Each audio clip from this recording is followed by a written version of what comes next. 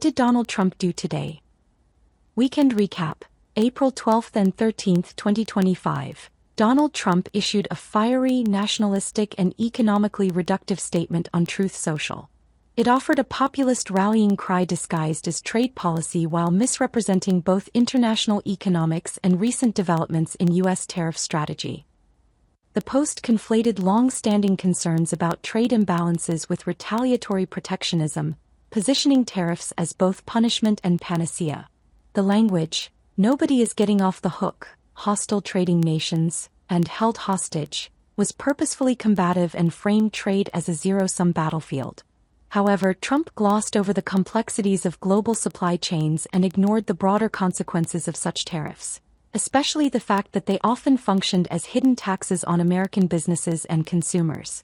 The claim that "those days are over" regarding trade imbalances suggested an unrealistic belief that protectionist policies alone could reset global economic dynamics without causing domestic inflation, supply disruptions, or international backlash. Trump also leaned heavily on the vague threat of national security tariff investigations into semiconductors and the broader electronic supply chain, signaling potential future action without offering specifics. This kind of rhetoric stirred patriotic sentiment and economic fear, yet it undermined investor confidence and created instability in sectors critical to both consumer markets and national defense. His mention of the fentanyl tariffs being rebucket was obscure and misleading. The lack of detail obscured whether this change was substantive or merely bureaucratic reclassification, while the reference to fentanyl, a deadly opioid, appeared more political than economic, designed to inflame rather than inform. His boast that tax and regulatory cuts would spark a golden age of America was overly simplistic and ungrounded in current economic data. It ignored that major tax cuts could contribute to deficits and inflation without guaranteeing the kind of manufacturing renaissance he promised.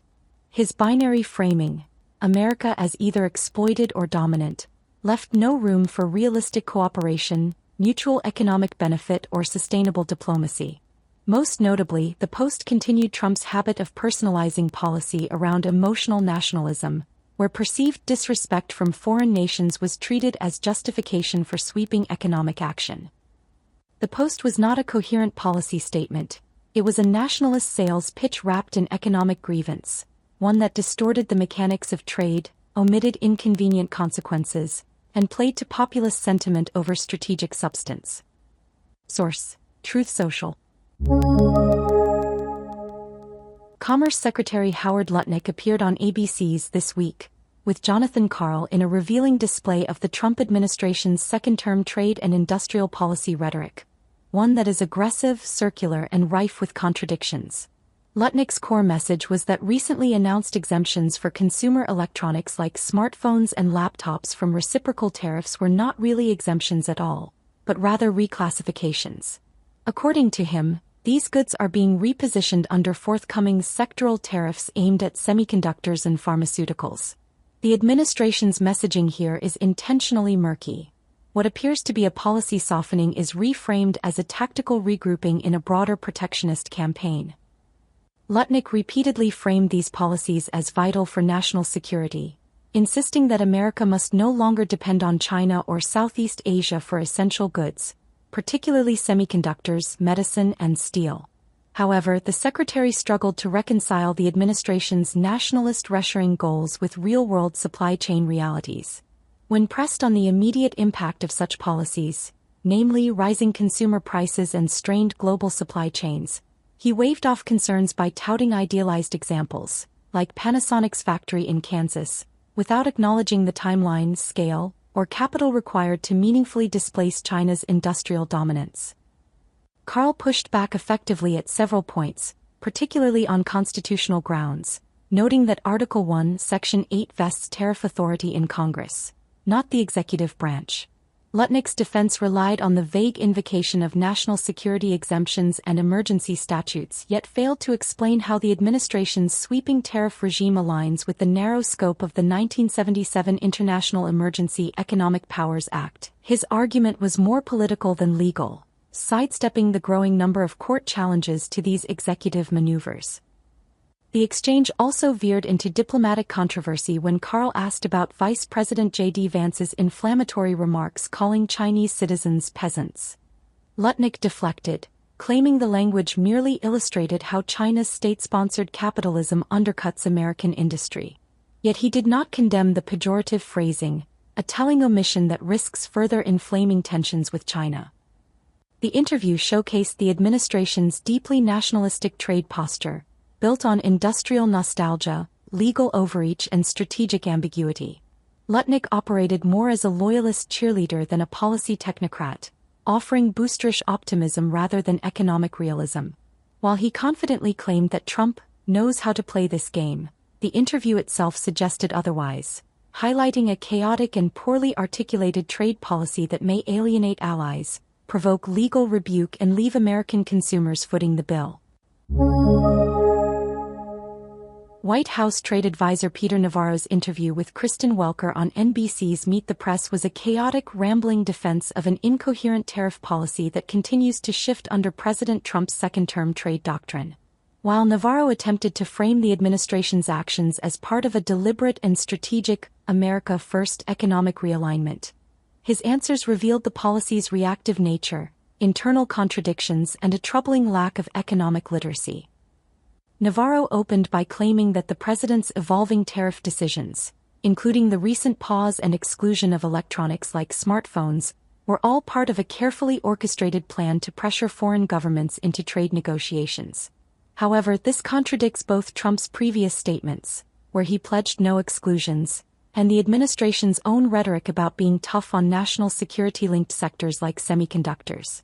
Navarro's repeated invocation of non-tariff barriers, back taxes, and currency manipulation lacked specificity, and his framing of $18 trillion in cumulative deficits as transferred wealth was misleading and overly simplistic. His attempt to recast exemptions as merely tactical investigations, or delays, further undermined his claim that the administration was consistent. When pressed on how American consumers could make business decisions in the face of such unpredictability, Navarro dodged by blaming foreign cheating, rather than offering a rationale for the administration's internal inconsistency.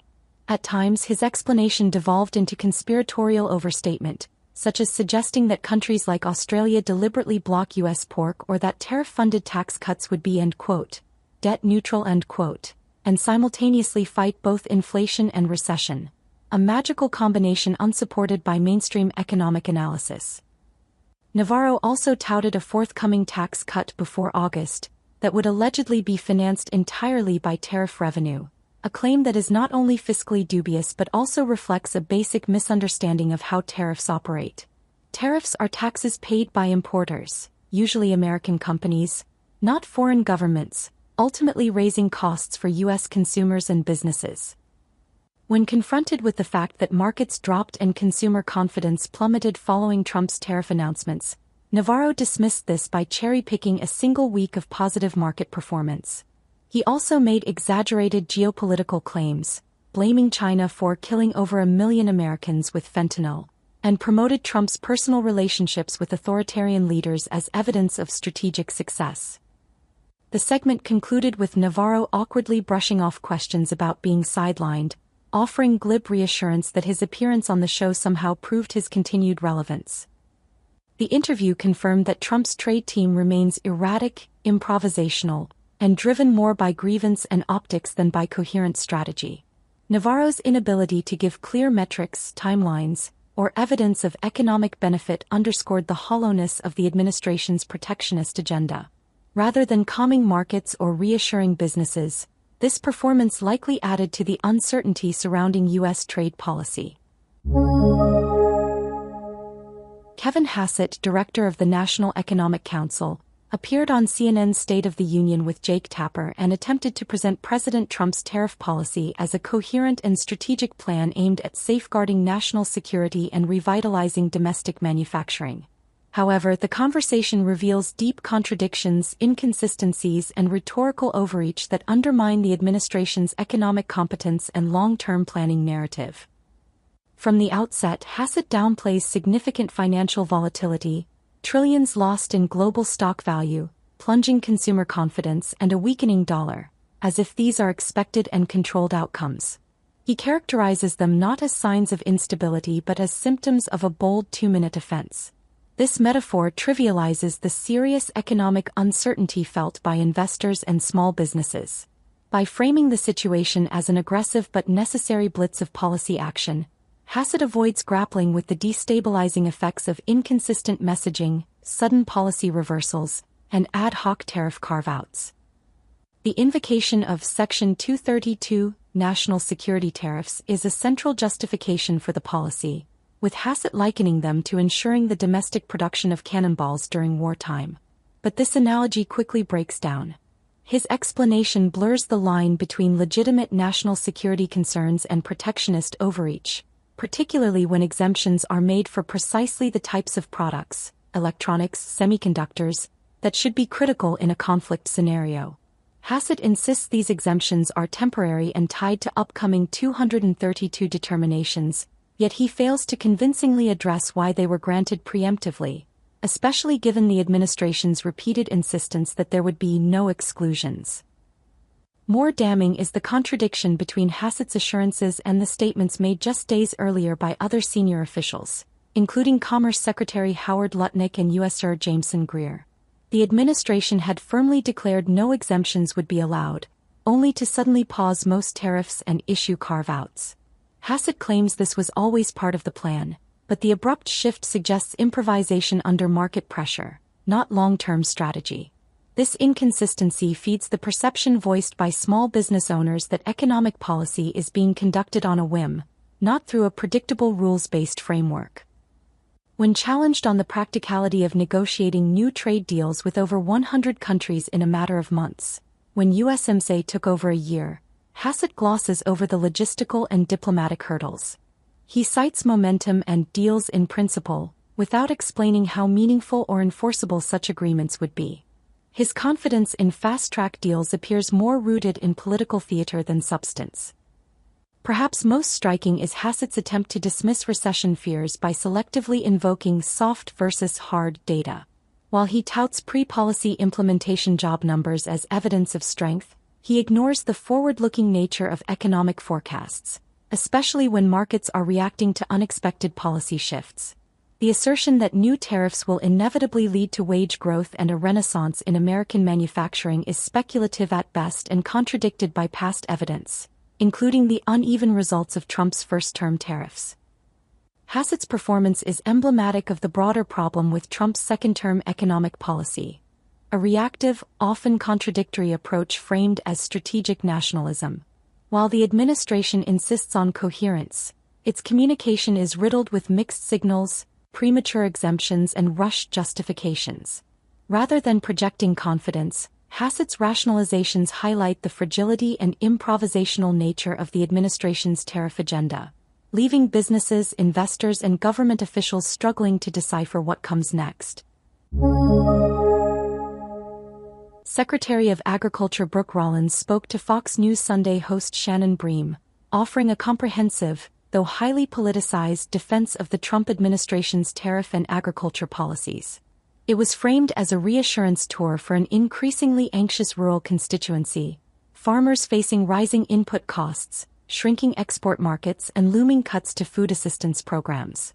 While Rollins was polished and energetic in her delivery, her remarks were riddled with evasions, selective context, and rhetorical deflections that prioritized political messaging over substantive clarity.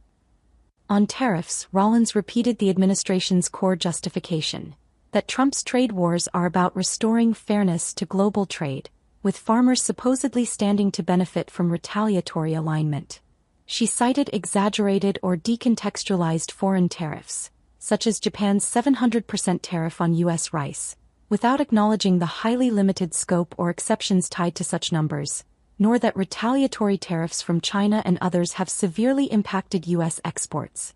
Her claim that American farmers had been treated egregiously by global markets oversimplified decades of complex trade relationships that have included both protectionist disadvantages and preferential access. More troubling, Rollins brushed aside immediate economic pain as a mere phase of uncertainty, implying that the eventual reward would be unprecedented prosperity. This aspirational language glossed over real-world consequences. Her dismissal of farmer hardship and input inflation ignored the deeply reported frustrations among producers who don't want subsidies. They want viable markets. While she pledged that aid would be available if necessary, she contradicted reports of depleted USDA funds by blaming the Biden administration's spending despite offering no budgetary breakdowns or accountability for current allocations. On the issue of food program cuts, Rollins delivered a starkly partisan rebuke of critics. Her labeling of Representative Pat Ryan's statement as fake news was not backed by clarification of the impact of the USDA's clawback of unused pandemic-era funds. While she claimed no child would go hungry, she failed to explain how food banks and school programs dependent on those funds would be shielded from disruption. Her suggestion that states couldn't figure out how to spend the money came off as dismissive and unconvincing, especially given growing food insecurity metrics. When pressed on ethanol subsidies and domestic fuel production, Rollins appeared defensive about her prior affiliations with think tanks critical of ethanol. Her effort to distance herself from those earlier views was muddled and unpersuasive, though she did reaffirm the Trump administration's strong support for E15 and biofuel infrastructure expansion. Her touting of grant programs and travel to heartland states echoed a campaign-like approach rather than a policy-oriented one, more concerned with public perception than resolving the regulatory roadblocks that continue to hinder year-round ethanol sales. In closing, Rollins again pivoted to grocery prices and border security, two unrelated issues, suggesting a broader strategy of tying food affordability to immigration enforcement. Her reference to dropping egg prices by 60% lacked context, particularly in how that relief is being distributed across different regions and income levels. The interview served more as political theater than honest policy discussion. Secretary Rollins projected loyalty to Trump's economic nationalism while minimizing the damage experienced by farmers, food assistance recipients, and biofuel producers. Her rhetoric relied heavily on future promises, scapegoating past administrations and reinterpreting fiscal realities, leaving critical questions unanswered and farmer skepticism unresolved. The Trump administration argued in court filings that it was not obligated to assist in the release of Kilmar Abrego Garcia from a prison in El Salvador despite a Supreme Court ruling that ordered the government to and, quote, facilitate, end quote, his return to the U.S. The administration claimed the directive only required them to remove domestic barriers, not to intervene abroad. Abrego Garcia, a Maryland resident with a U.S. work permit since 2019, was wrongly deported in March in violation of a court order. Although a federal judge ordered his return and the Supreme Court upheld that decision, administration officials now claim the deportation order is moot due to his alleged MS-13 gang affiliation, citing the group's designation as a foreign terrorist organization. The State Department confirmed that Abrego Garcia is being held in a terrorism confinement center in El Salvador. As Trump prepares to meet Salvadoran President Nayib Bukele, administration lawyers cautioned against further inquiries into Abrego Garcia's case, arguing that such efforts could disrupt sensitive diplomatic negotiations. Source: Reuters. On Truth Social, Donald Trump posted a highly charged and conspiratorial attack on the media, specifically targeting 60 Minutes, CBS, and its parent company Paramount. It exemplified Donald Trump's characteristic rhetorical style, marked by emotionally loaded language, sweeping accusations, and disjointed grievances presented without evidence. The claim that 60 Minutes is being sued for billions of dollars, due to an interview with Kamala Harris before the November presidential election, is both legally dubious and factually incoherent. The assertion that the network did everything possible to illegally elect Kamala, or that they fraudulently altered her interview answers, is unsubstantiated and veers into conspiracy theory. The post is riddled with hyperbole and lacks logical cohesion, jumping from Ukraine to Greenland to FCC regulations without providing any connective rationale. The reference to the Ukraine war being caused by the 2020 election outcome is an attempt to elevate Trump's own political importance while deflecting responsibility and ignoring the complex geopolitical factors at play. Grammatical confusion, such as the sentence structure around, "if I were president," and the other story having to do with Greenland, detracts from the message's clarity and further underscores its lack of discipline. Perhaps most troubling is the authoritarian undertone in the demand that the FCC revoke CBS's license and impose maximum fines and punishment. Such a call represents a direct attack on press freedom and attempts to weaponize regulatory power against political criticism. Rather than offering a reasoned rebuttal or engaging in open dialogue, Trump frames the media as a criminal enterprise engaged in election interference and national sabotage. The invocation of Brendan Carr and the FCC as potential enforcers of punitive action against journalists sets a dangerous precedent and reflects an alarming disregard for the independence of oversight institutions in a democracy. The statement reads more like a public tantrum than a coherent legal or political argument. It reinforces Trump's familiar narrative of victimhood and omnipotence, blaming global conflict and domestic dissent on his political opponents and critical press. However, it lacks the credibility, structure, and evidence to persuade anyone outside his most loyal base. Instead, it exemplifies the perils of demagogic rhetoric in a democratic society and underscores the ongoing tension between Trump's political ambitions and the foundational norms of a free press and the rule of law. Source: Truth Social.